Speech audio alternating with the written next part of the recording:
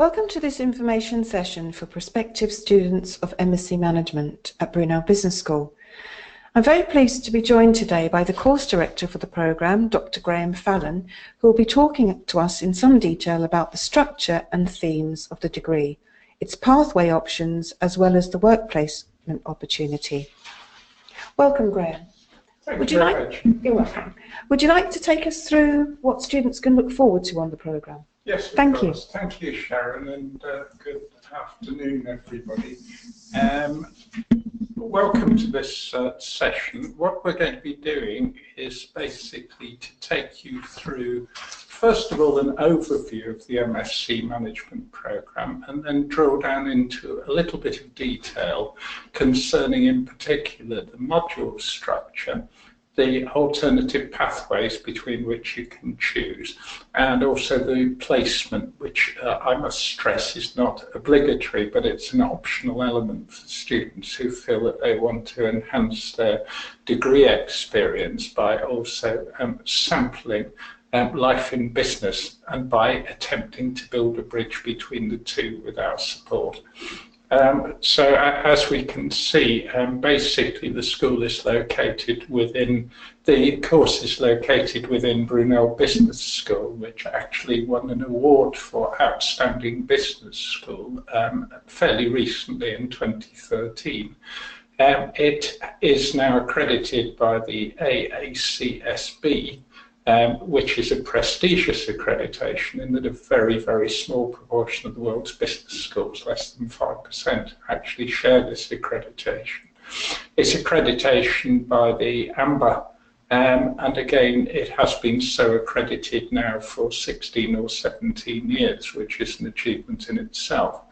Everybody at Brunel Business School, including yourselves, if you decide to apply for this particular programme, share access to a very, very well regarded gold star standard business life programme, which again attempts to provide support for students in terms of using their degree experience as a vehicle for successful future employability.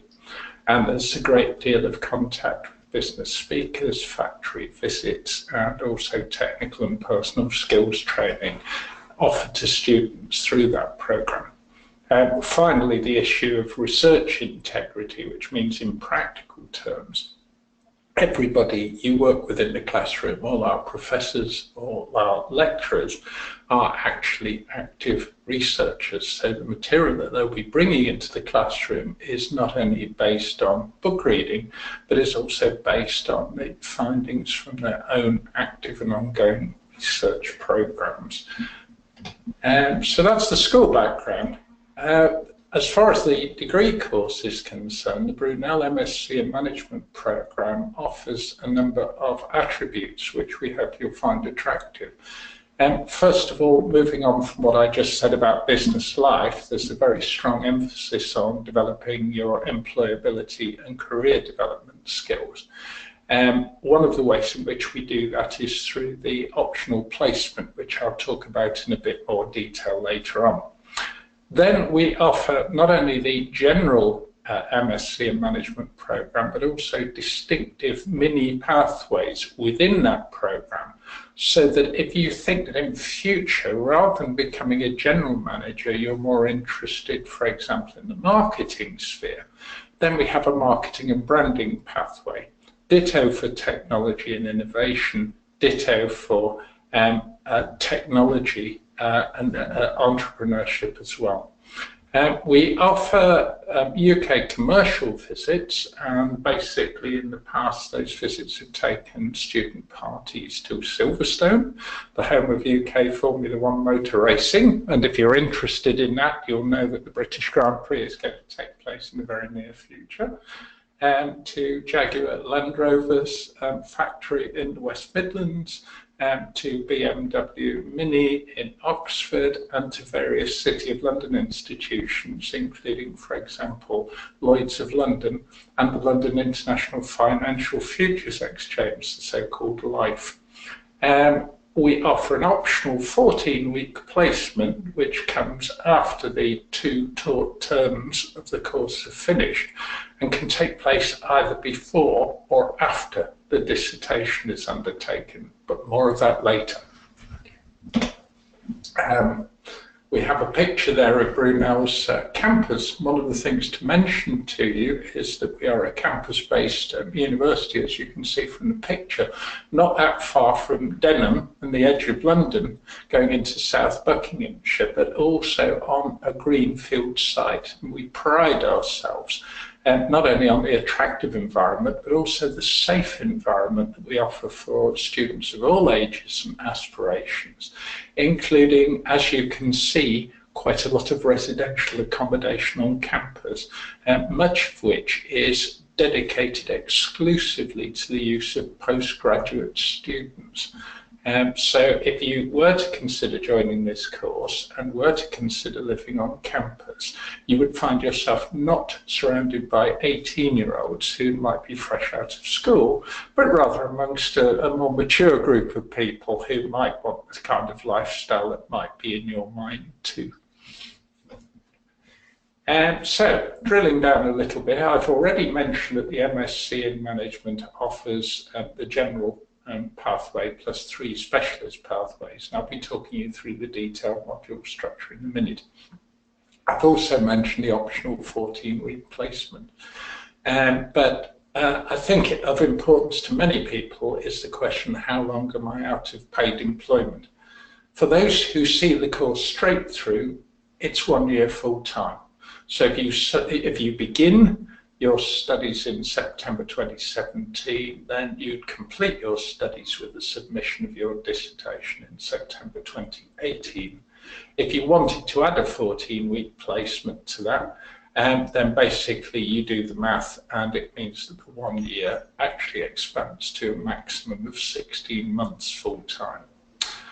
If we begin to look at the module structure now, basically the modules firstly reflect the needs of students who, we always say with this degree, are actually signing up for a pre-experience MBA type qualification. So we're looking for the kind of modules in there that you would normally expect to find on that kind of degree. On the other hand, the modules that we offer reflect the distinctive research specialisms and also the distinctive teaching strengths of Brunel University and Brunel Business School. So for all pathways, we offer entrepreneurship and business planning, which link closely together, are offered typically in the first semester, and are very, very important building blocks, we would argue, both for students who've studied business or management before, or for students maybe from other degree backgrounds who are new to the subject area. We offer financial resources management as a compulsory module, because obviously money is in the essence as far as business is concerned. We offer strategic management, which provides a broad overview of the way in which big, medium and small sized businesses are actually run, looking beyond the day-to-day operational side to the kind of strategic decisions they have to take and the thinking underpinning those strategic decisions. And the last 2 dots represent the independent piece of research which every MSc student on this degree programme is required to complete, which we call the dissertation. And linked to that, a skills module, understanding business management research, which provides an understanding and a knowledge, if you like, a toolkit that students need in order to carry out that dissertation work successfully. If you go for the placement route, you also have an additional compulsory module, which is consultancy preparation. And here we see a diagram, which you may think great and you may think, oh dear, but the purpose of actually putting the diagram there for you on screen is to say maybe it's easier to see exactly in total detail what the breakdown is of the structure of the course, the time element, autumn or spring term, and also the individual component modules that make that course up. So if we think firstly in terms of the general MSc Management pathway, which the vast majority of our students do sign up for, historically speaking, we'll see first of all, top left-hand corner, autumn term. And in terms of compulsory modules, which appear in green, we have entrepreneurship and business planning. You'll also see two orange segments, which give you a choice of two elective or optional modules. And if you go to the top right-hand corner, you can see the list of 4 from which those 2 will be chosen. International marketing, organisational behaviour, the creative context module, which refers specifically to journalism, the media and broadcasting, and technology management. And that's it, that's what you have to do in autumn term. Moving on to the bottom 2 segments, we see bottom left spring term, your compulsory modules, basically strategic management and financial resources management.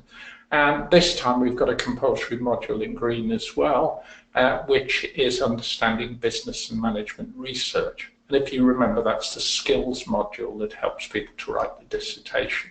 This time we've only got one elective or option and the choice between the 4 orange boxes on the bottom right-hand corner, which are international business ethics and corporate governance, knowledge management, social networks and innovation, corporate branding theory and issues, and media issues.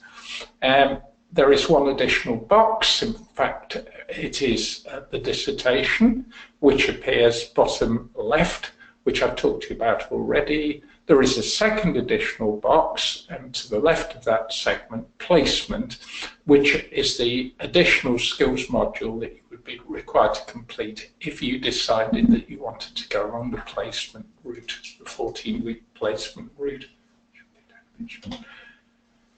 Now we've got our second pathway. For those of you who consider that your future is maybe in marketing or an area related to marketing, you can see there's a slightly different diagram and a slightly different set of modules. Most of the basic building blocks are the same, but you'll see the difference in autumn term is that you have 3 compulsory modules, and this time international marketing joins the other 2. That leaves you with only 1 elective or optional module choice, and you can choose between organisational behaviour, creative context and tech management. In the final term, there are no electives now, no optional choices, because you are required to basically study corporate branding theory and issues. Although obviously, again, you have the choice yes or no regarding the placement. For the next one, creative industries, we find that students who are interested in this second specialist pathway tend to be interested in a future career in the press, in journalism, in TV, in radio, maybe of course increasingly in the social media, which we all know are expanding rapidly. Structure is the same as for the first specialist module, only 1 elective, and that appears in the first term, in the autumn term, and a choice here between international marketing, organisational behaviour and tech management. You can see the new compulsory module here is creative context, which is looking at the setting, the environment, if you like, within which the press, the TV, the media in general operate, particularly in the UK. Going forward to spring term, again, no options, no electives, but media issues to do with issues which are current in terms of the business side, but also the regulation of media and the press. And for example, one of the issues that is current and is discussed there is whether the press should self-regulate or should be regulated by some kind of outside body, possibly with a statutory function, in other words, with legal backing to the decisions that it takes. The final way, if you like, the final pathway, specialist pathway, is technology and innovation management. We can see that the principles are the same as before, pretty straightforward really. three required modules in autumn term, including tech management, which is compulsory if you choose this pathway, one elective taken from international marketing, org behaviour and creative context. In spring term, no electives, you've chosen a pathway, therefore that final box is filled in for you, bottom left, because you have to take knowledge management, social networks and innovation. Now, I do hope I haven't swamped you with too much detail there, but we find, for example, that when students arrive on the programme for the first time in the autumn or in early spring, they do find that kind of detailed explanation useful in terms of what they're signing up for and the choices that they've got available to them. Yes. Another picture of the campus, which I think we've seen before. I'll say a little bit about the placement for you, because students who are interested in applying like yourselves often ask about it in detail. I've already mentioned its duration. It's 14 weeks in duration. It's intended to be a full-time placement, and it lasts for those 14 weeks, which you may think is a bit short, or you may think is a bit long. But we find it's a toe in the water experience, really, a foot in the water experience in terms of determining whether the temperature's about right for you. And you can choose that placement as an opportunity for maybe sampling any form of serious work in any organisation that takes your fancy. Or you can specialise and say, well, I really want a placement with a big business or a small business or in financial services or in the media or in marketing or in maybe the pharmaceuticals industry, whatever. You can tailor it to suit your needs. And remember that you've got two potential starting points. You've got earlier in the year, immediately after you complete your taught course, which consists of 2 terms. So if you sign up, for example, for starting in September 2017, the autumn term runs until Christmas, there's then a gap, the spring term then runs until Easter. And it's after Easter, basically, when you finished all your assessments, whatever sort that they might be, submitted all your work, done with all of that, that you can then go straight onto your placement, should you wish, with a view to actually linking that placement in some way back to the work that you've done already and to your previous experience in life and academically and to your future career aspirations.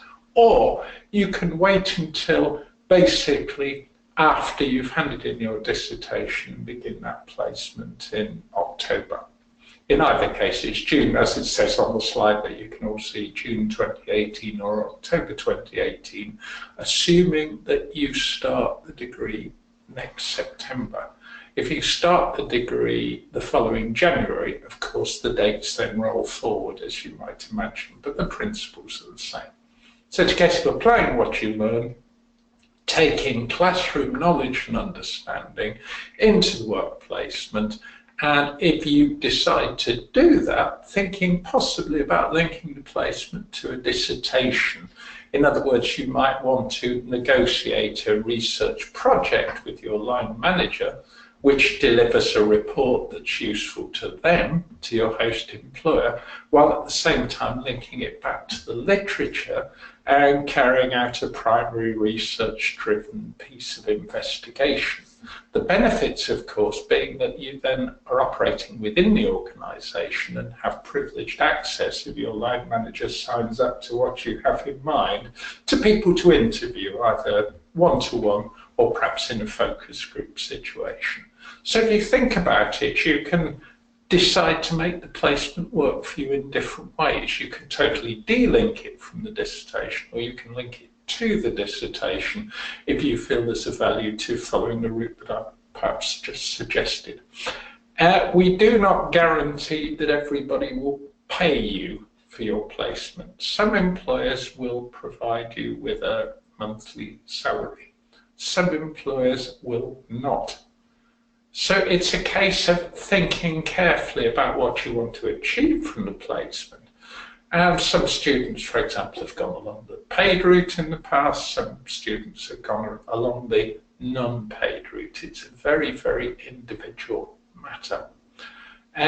International students, should you be listening to this webinar from abroad, indeed from outside of the EU member states, remember that Britain is an EU member state until March 2019, basically you're in a different position from UK nationals or EU students. For UK nationals and EU students, obviously there are no restrictions on your ability to work the placement period full time.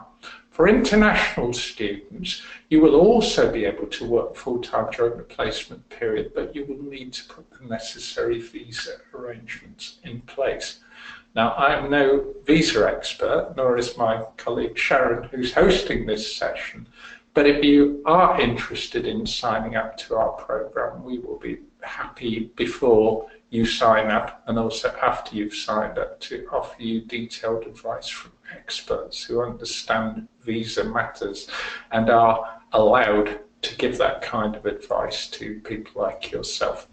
The benefits from a placement, you can see they're listed there: to get experience, to up your skills, to develop your professional network, try out a career in banking or marketing or high technology or the social media or whatever it might be, to maximize your employment opportunities. And sometimes, we don't promise, but it happens from time to time, that your employer likes you so much as a placement student to say, gosh, you're becoming really invaluable to this organisation. Can I offer you a permanent post? Or I can't, but maybe one of my contacts through my network can offer you a permanent post. Would you like to go and talk to them? As I say, we don't promise, we can't promise, we won't promise, but this does happen from time to time. So you can see there are many potential attractions there. We don't just expect students to find their own placement, to do everything themselves, but what we do is to offer expert help from a group of human resources professionals based in the Brunel Professional Development Centre, which, let's blow our own trumpet for once, is an award-winning organisation and an award-winning group of colleagues. And what they do is they help students who decide to go along that route to prepare and apply for placements. They help them to find jobs, they help them to develop their CVs or resumes, they help them to develop cover letters, application skills, interview skills, they help them to deal with any offers that come their way. They provide them with a huge amount of support, encouragement and practical help along the way.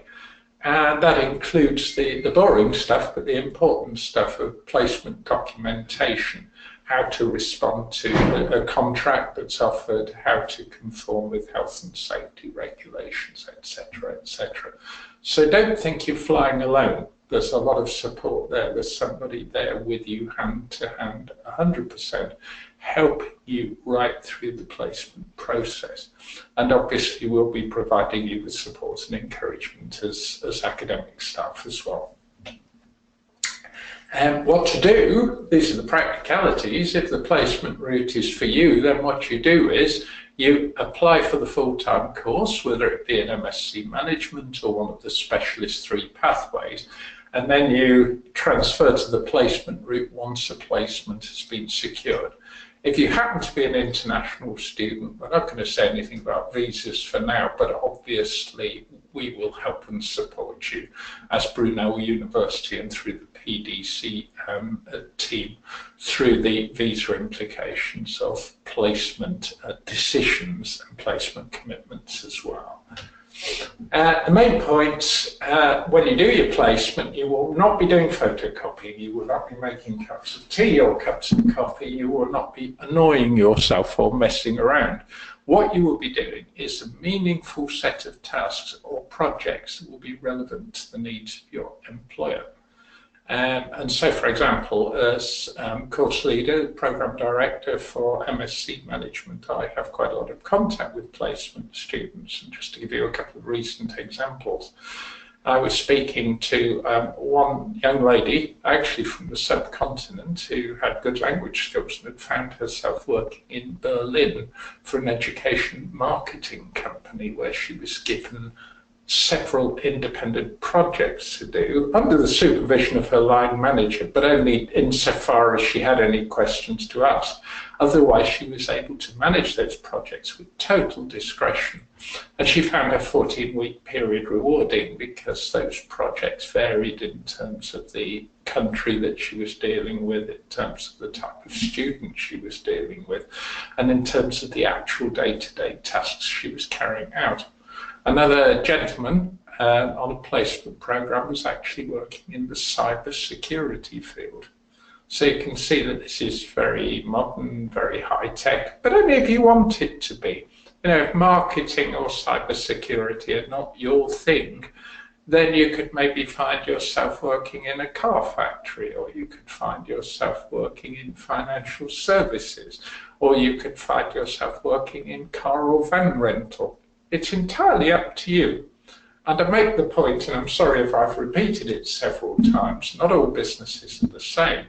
So if you think you'll get more from a placement working with a smaller business, maybe that's true in the sense that perhaps you get to see more functions and to be involved in more functional areas. So for example, in your 14 weeks, you might get a flavour of marketing, you might get a flavour of finance, you might get a flavour of HR. If you go for a bigger business, you're likely to find yourself in more of a specialised department where you tend to be operating within the marketing area and maybe within that in the branding area or whatever for all of the time.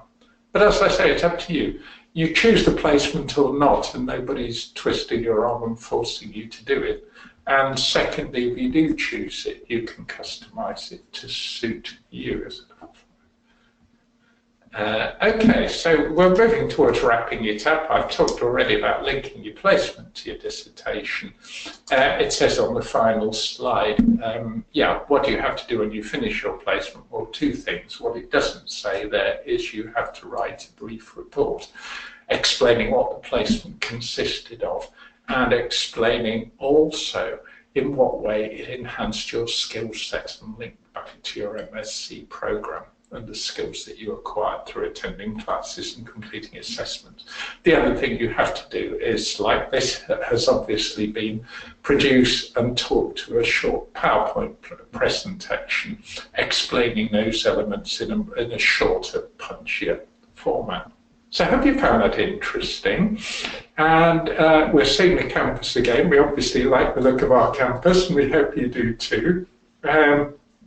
Basically, I've spent 6 years here now, and I've found it a very pleasant place in which to work, not only because it's a stimulating academic environment, but you'll find it a friendly campus with lots and lots of facilities close to hand. And that's a big contrast from the sort of experience you'd find, for example, if you decided to study at a central London university. Like us, many of them are good. But on the other hand, you would find that you would move out of the teaching block straight onto the street. And that street outside might contain buses, cars, trucks. And to go to another lecture or to go to your accommodation, maybe you'd have to use the tube rather than going to a different part of the campus. So if you think about it, those are maybe attractive features that you might want to consider if you're deciding possibly to study here. Thank you very much indeed. There's another view of the campus, looking down the shady walkway with student union buildings on one side and library buildings on another, and typical students talking to other students or just walking around. You can see it's a leafy environment and a pretty attractive environment in which to be. And obviously the campus element means that everything is to hand. And because of that, it's maybe a little bit easier to form work groups, social groups, and maybe post-university networks with other students, because many of you are going to be on campus together. Thank you for listening. Any questions?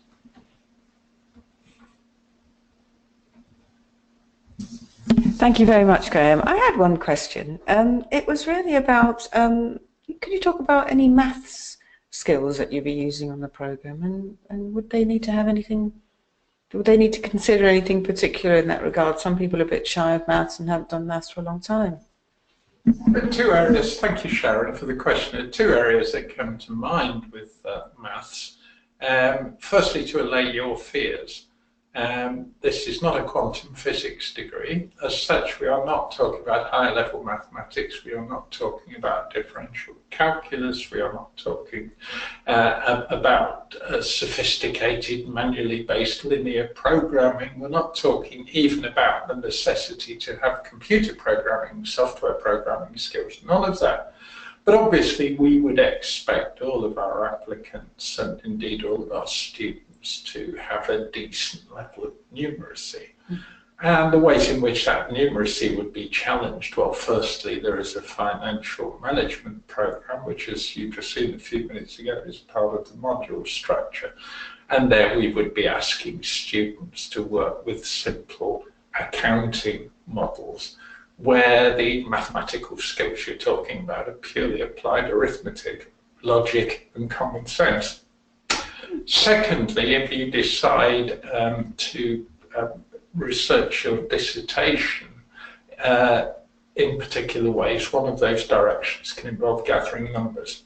So if you analyse those numbers to generate your findings, we'd expect you to make use of a simple statistical package such as SPSS, but don't be afraid. If you do come here, if you do decide to follow that route for your dissertation, firstly, it's an on-screen package with lots and lots of help, information that you can follow as you go along. And secondly, for those of you who might not have used it before, we do actually have training sessions, which are pretty user-friendly. So no, don't feel that that's a worry of any sort. There's maths there, but it's only maths that you'd encounter in business, and I would doubt that any of you would find that very challenging. I've got another question that I get asked quite a lot when I go to events, is for people who haven't studied business, can you just talk about the bachelor's degree subject, what you wouldn't consider as suitable and what you'd be pleased to see on the application? Sure. Clearly, if you've got a background in business studies, management studies, economics, or any cognate, as we call it, in other words, any related discipline, you've got an advantage if you sign up for this programme or any other programme at master's level, which is business or management related, because you've probably come across business studies before, you've probably come across finance before, you've probably come across marketing before, etc. All that's fairly obvious, isn't it? It's going to be a little bit more challenging for those of you who might be lawyers, or those of you who might be sociologists, or those of you who followed those kind of related, but not as closely related, social science programs at undergraduate level.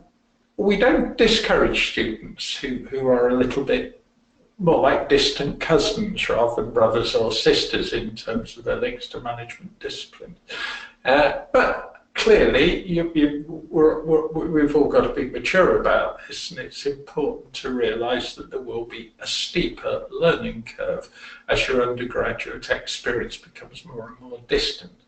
We are happy to look at students, you may be from an engineering background, for example, because if you think about it, there are logical skills, there are skills in terms of conceptualizing theory, in terms of applying theory, in terms of problem solving, and the kind of mental approach, the methodical approach, the structured approach, the reasoning approach, which I would argue would stand you in very, very good stead if you were to take on board this degree. But clearly, as you go to engineering and you go further afield to disciplines like history, archaeology, political science, whatever it might be, the natural sciences, many students who come to us from those kind of backgrounds would treat MSc Management as a conversion course. In other words, taking the knowledge, the intellectual skills, the experience that they've had, but saying, and now I want to go into management, or I want to go into business. And I would argue that probably that latter element is something to keep closely in your mind. What do you want to do with it? Is there a sense of doing that program? So that's a question Sharon hasn't asked, which is what do our successful graduates do next? You'll find that most of them will go into business, will go on to management. And for example, you probably know that many British businesses, many mainland European businesses, many other businesses throughout the world offer carefully structured graduate or postgraduate management training programs. And you'll find that quite a lot of our alumni, as we call them, our past students, have actually gone on to those sort of programs after the degree has finished.